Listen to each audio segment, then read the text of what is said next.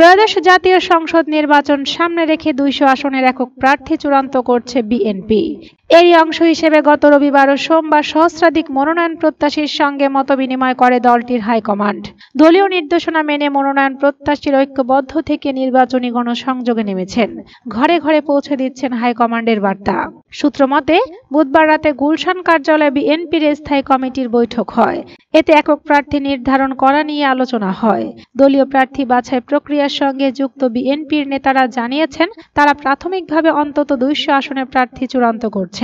বাকি আসনগুলোর মনোনয়ন নিয়েও কাজ চলছে। এর মধ্যে যুগপৎ আন্দোলনের সঙ্গীয় জোট শরিকদের আসনও রয়েছে। তবে তফসিল ঘোষণার পর একক প্রার্থীর নাম চূড়ান্তভাবে ঘোষণা করা হবে। এর আগে মনোনয়ন ফরম বিক্রি জমা সহ সব প্রক্রিয়া শেষ হবে। তারা আরও জানান, এখন যাদের প্রাথমিকভাবে একক প্রার্থী হিসাবে ঘোষণা করা হবে, তাদের কর্মকাণ্ড নিবিড়ভাবে পর্যবেক্ষণ করা হবে। এসব প্রার্থীর মধ্যে যদি কেউ নিজ আসনে সক্রিয়ভাবে কাজ না করেন বা দলীয় নির্দেশনা মেনে না চলেন, তাহলে তাদের বাদ দিয়ে নতুন করে ফের একক প্রার্থী নির্ধারণ করা হবে।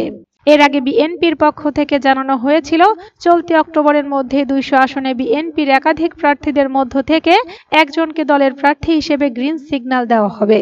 তবে বাস্তবে এখনো পর্যন্ত সেটা হয়নি। জানতে চাইলে বিএনপির স্থায়ী কমিটির সদস্য সালাউদ্দিন আহমেদ অবশ্য বলেছেন, অতি দ্রুত এটা জানানো হবে। ২০০ আসনে তো আমরা কম বেশি গ্রিন সিগন্যাল দিতে পারবো। বাকি ১০০ আসনেও আমরা কাজ শুরু করেছি। বাংলাদেশের রাজনীতিতে ৫ই আগস্টের পট পরিবর্তনের পর এখন ভোটের মাঠে বিএনপির প্রধান প্রতিপক্ষ হিসেবে আবির্ভূত হয়েছে জামায়াতে ইসলামী।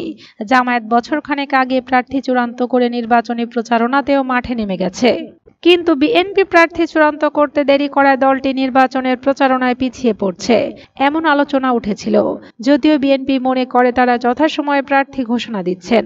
বিশেষত বাকি ১০০ আসনের প্রার্থীদের বিরোধ কিংবা একাধিক প্রার্থী থাকায় একক প্রার্থী ঘোষণার সময় অন্যরা যেন ক্ষুব্ধ হয়ে না ওঠেন কিংবা ঐক্যবদ্ধ থাকেন, সে কারণে সময় নেওয়া হয়েছে বলে জানান বিএনপির স্থায়ী কমিটির সদস্য সালাউদ্দিন আহমেদ।